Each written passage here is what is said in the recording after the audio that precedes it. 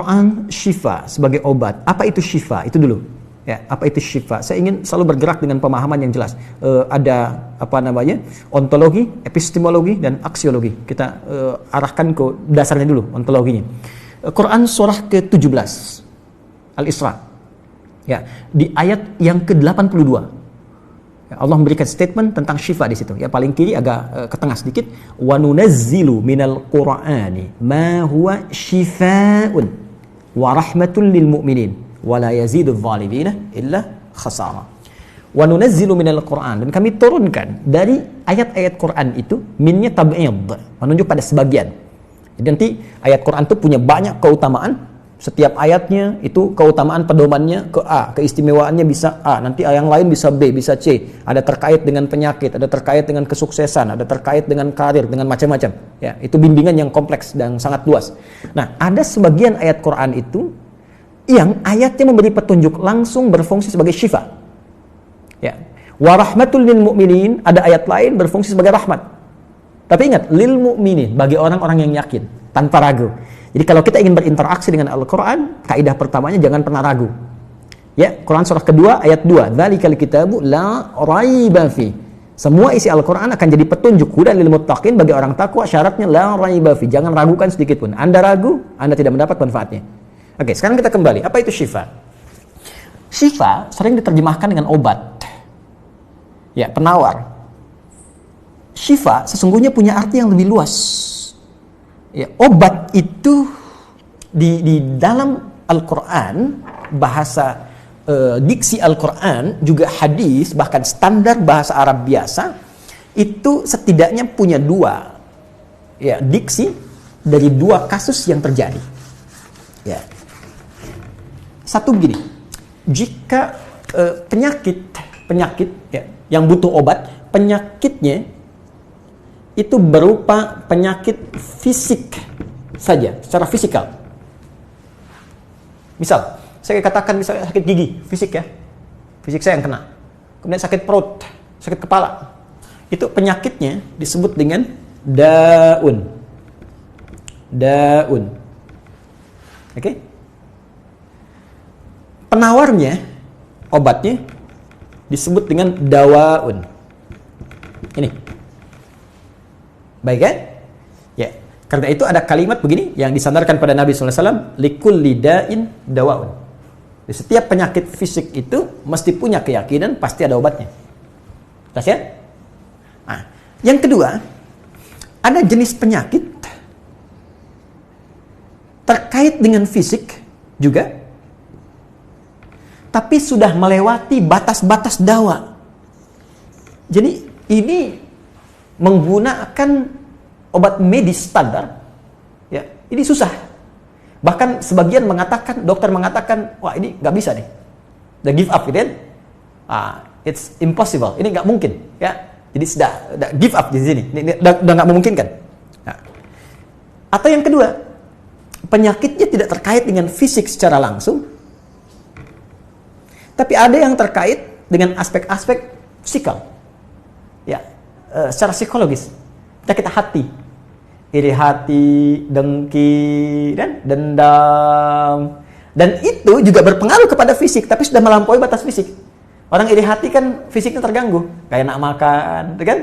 Ya, pusing, tidur, bahkan tidur pun masih nggak enak, ngigonya juga masih dengki juga, gara-gara kamu nih tidur, masih keluar kalimat itu, ya, nggak enak kan?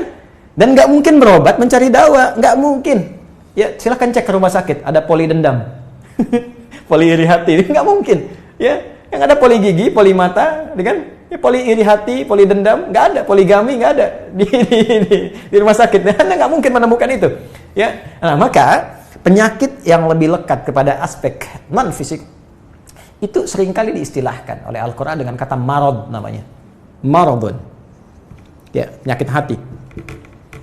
Karena itu ketika Allah menyifati orang munafik yang hatinya bermasalah, Allah tidak menyebutkan kata daun, tapi menyebutkan kata marad. Silahkan cek di Quran surah kedua Al-Baqarah ayat 10. Fi qulubihim marad. Ya, di dalam hati mereka ada penyakit. Hati yang di sini bukan hati fisik ya. Ya, tapi sumber kehidupan kita yang ditetapkan oleh roh. Nanti ketika fisik itu mulai sempurna selama 4 bulan jadi mudghah, Jadi kan ada 3 tahapan seperti kita ketahui, ya. Dari mulai di Al-Arba'in, kalau kita baca Al-Arba'in, Al-Imam An-Nawawi, hadis nomor yang keempat, ya, Abdullah bin Mas'ud radhiyallahu ta'ala anhu, qala Rasulullah SAW, huwa as-sadiqul masduq, inna ahadakum yujma'u fi batni ummihi 40 yawman nutfah. 40 hari pertama, ya, itu baru berbentuk penyatuan, perpaduan antara spermatozoa dengan ovum, thumma yakunu alaihi 'alaqah, kemudian misla dzalika 'alaqah, 40 hari kedua berbentuk zigot yang telah menempel di dinding rahim. Tsumma yakunu mithla dzalika mudghah, 40 hari ketiga berbentuk mudghah, daging keratan. Bahkan sudah jadi bahasa sekarang ya di masa kan bahasan janin ya di kurikulum kedokteran saya lihat redaksinya sama, mudghah ya. Nah, dalam fase ini kemudian ditiupkan roh ya, wa yursalu alaihimul malak alaihil malak, dan diutus malaikat, wa yu'maru bi katbi arba'in, dan diperintahkan menetapkan 4 hal. Nah, saat ditiupkan roh ini itu terjadi kemudian penyatuan antara fisik dengan roh. Itu ada di Quran surah ke-15 ya. Ayat ke-28. Ya, wa idz qala rabbuka lil malaikati inni khaliqun basyara min salsalin min hama'in masdun fa idza sawaituhu wa nafakhtu fihi min ruhi. Jadi roh masuk ke dalam jasad seseorang, ya, ke dalam fisik seseorang. Ketika sudah masuk, dia bisa bernafas kan, ada kehidupan, unsur kehidupan. Karena itu nafas terambil dari bahasa Al-Qur'an. Jadi begitu kemudian sudah masuk roh ke dalam jiwa, menjadi nafas namanya, berubah dari roh jadi nafas. Ya, maka dia membawa 2 potensi. Ya, ada fujur, ada takwa. Di Quran surah 91 ayat 7 sampai 10. Wa nafsi wa ma sawwaha fa alhamaha fujuraha wa taqwaha. Jelas ya? Maka wa nafsi wa ma sawwaha, jika roh sudah masuk ke dalam jiwa jadi nafas, dan disitulah manusia bisa bernafas. Tapi jangan lupa dia membawa 2 potensi. Ada potensi kebaikan, takwa, ada katalis kebaikan. Saya tidak mengatakan yang buruk. Itu katalisnya. Jadi lawannya langsung. Yaitu jujur, lawannya dusta. Ya, marah lawannya sabar. Yang sabar itu takwa, jujur itu takwa. Yang marah, yang sombong, yang bohong itu namanya fujur, itu katalisnya. Di Allah menciptakan sifat marah bukan ingin membuat Anda pemarah, tapi ingin kemudian memacu supaya yang sabarnya muncul. Sebab kalau nggak ada marah, bagaimana bisa ada sabar? Itu cara membacanya. Nah, di sini terjadi pergolakan. Ya, apa kaitannya dengan ini? Orang-orang yang tidak bisa mengendalikan sifat takwanya dan tidak menjadikan sifat fujurnya sebagai katalis, tapi diikuti menjadi dominan, maka jadi penyakit di hatinya. Itu yang disebutkan dengan marad namanya. Ya, itulah yang memunculkan penyakit riya, pamer, gitu kan? Sum'ah, ingin didengar orang, sombong turunannya, ya, kemudian dendam dan sebagainya. Ini marad. Marad ini dan penyakit yang sudah melewati batas fisik, kalaupun terkait dengan fisik, nggak ada obatnya dari dawa. Yang ada hanya syifa. Maka jika ada orang tertentu yang terkena penyakit fisik yang sudah di luar batas dawa, yang medis misalnya udah nggak bisa nih, ini nggak mungkin, maka beralihlah dari dawa ke syifa. Ini yang pernah dilakukan oleh Nabi Ayyub alaihissalam. Ketika diuji dengan penyakit, Allah contohkan langsung supaya kita bisa meniru. Bukankah ayat ini turun ketika Nabi diuji dengan penyakit? Ya, supaya memohon kepada Allah. Jadi kan Nabi Ayub kan divonis dengan penyakit yang tidak pernah diderita oleh orang sebelum beliau, tidak akan dirasakan oleh orang setelahnya. Yang paling menarik apa yang dilakukan? Ketika semua mengatakan nggak mungkin, lalu turun kemudian gambaran dari Allah. Quran surah ke-21 ayat 83 sampai 84. Wa ayyuba, pakai fathah loh, bukan dhamma, bukan kasrah. Ya, fathah itu menunjukkan sesuatu di masa lalu untuk dibuka bagi orang di masa depan. Ya, fathah itu dibuka. Itu ilmu lughahnya. Saya spesialisasi di bahasa Arab. Jadi di antara makna itu fathah, kenapa ada fathah, ada dhamma, ada kasrah, itu ada maknanya. Wa ayyuba, dan kami buka kisah Ayub di masa lalu sebagai inspirasi untuk orang di masa depan. Idnada rabbahu anni masanni yadhurru wa anta arhamur rahimin. Ketika beliau mulai meninggalkan opini manusia dan mulai kembali kepada Allah dengan sangat kuat untuk spesifik memohon kesembuhannya. Ya Allah, penyakit ini sudah mengganggu saya. Untuk ibadah, itu poinnya. Untuk ibadah. Jadi ternyata kalau ingin disembuhkan dengan cepat, arahkan kesembuhan itu untuk niat kita beribadah. Kalau cuma pengen sembuh saja, jangankan Anda yang belum beriman pun kalau sakit pengen sembuh. Terus Anda tujuannya apa dari kesembuhan itu? Kalau cuma pengen minta dunia, apa dengan sakit belum cukup menjadikan Anda ingat Allah? Maka arahkan permohonan itu untuk kesembuhan supaya punya niat ibadah. Ya Allah, saya pengen sholat lagi. Ya Allah, saya pengen ke masjid lagi, pengen tahajud lagi. Mohon ya Allah, penyakit ini sudah mengganggu saya tahajud, saya pengen sholat lagi. Wa anta arhamur rahimin, sedangkan Engkau yang paling sayang kepada saya. Kalau yang Maha Penyayang saja tidak menyembuhkan saya, kepada siapa lagi saya mesti memohon? Nah, tahu apa yang terjadi? Begitu kalimat itu muncul dengan penuh kekuatan, keyakinan, visi yang benar, memanggil Allah dengan panggilan yang sangat halus, lembut, ya, terasa ke dalam jiwa, maka jawabannya tidak menunggu lama. Fastajabna Fastajabna lahu fakashafna ma bi min dhurrin wa atainahu ahlahu mithlahu ma'ahum rahmatan min indina wa dzikra lil 'abidin. Lihat ujung ayatnya. Kami langsung sembuhkan penyakitnya. Kami singkapkan semua rasa sakitnya. Kami kembalikan semua yang dia rasakan rugi. Biaya obatnya diganti dengan rezeki yang lain, kesulitannya dihilangkan, datangkan dengan yang lebih baik. Dan yang paling dahsyat lihat ujung ayatnya. Wa dzikra lil 'abidin. Kami jadikan inspirasi, pengingat bagi hamba-hamba Allah yang soleh, yang diuji dengan penyakit yang serupa, maka amalkan amalan Ayub untuk mencari syifa. Ya, maka ini ikhtiarnya. Termasuk syifa, bisa mengobati penyakit hati. Nah, lalu sekarang apa terapannya? Karena disebutkan ada ayat-ayat Quran berfokus sebagai syifa. Ya, ini yang digunakan sebagai zikir diantaranya. Apa itu? Tadi saya sampaikan Al-Fatihah. Ya, itu lengkap. Al-Fatihah itu disebut syafiyah. Surah syafiyah, surat penyembuh. Silakan Anda buka semua kitab tafsir.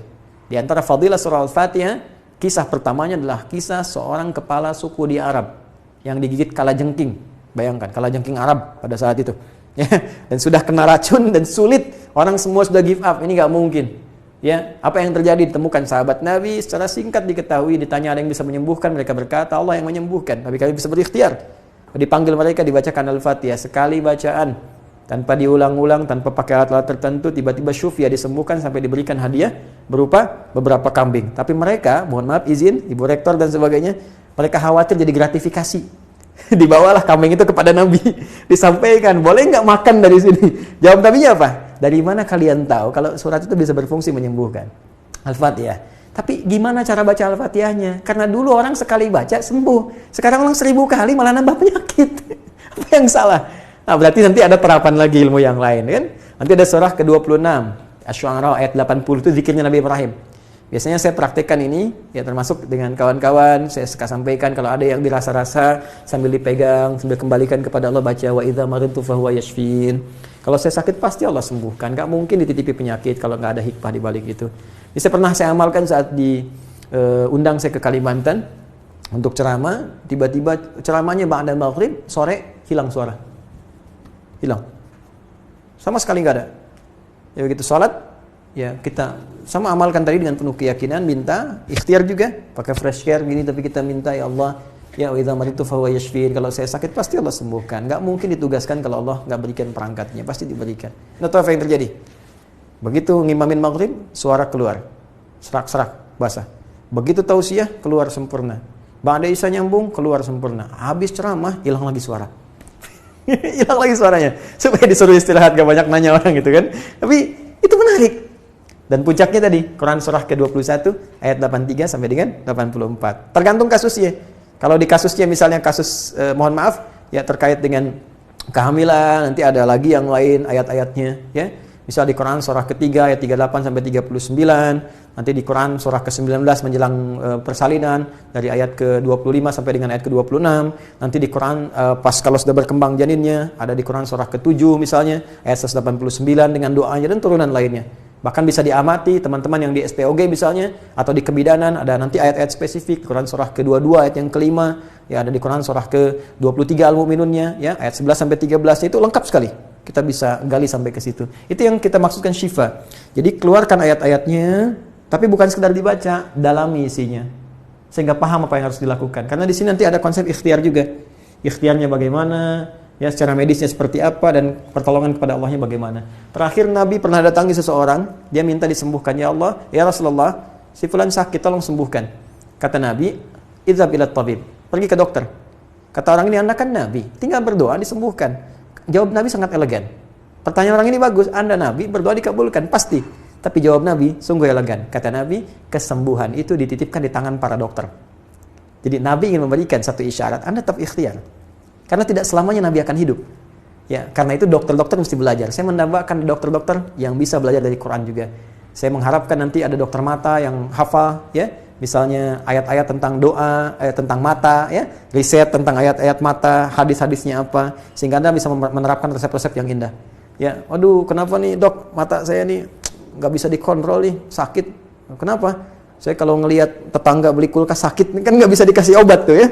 Anda bisa kasih resep Quran surat sekian, ayat sekian, ayat sekian. Nah, itu yang banyak kejadian sekarang. Ya, orang matanya sehat tapi tidak bisa membedakan mana milik dia, mana milik orang lain. Demikian juga dengan yang lainnya. Itulah syifa. Wallahu ta'ala a'lam bishawab.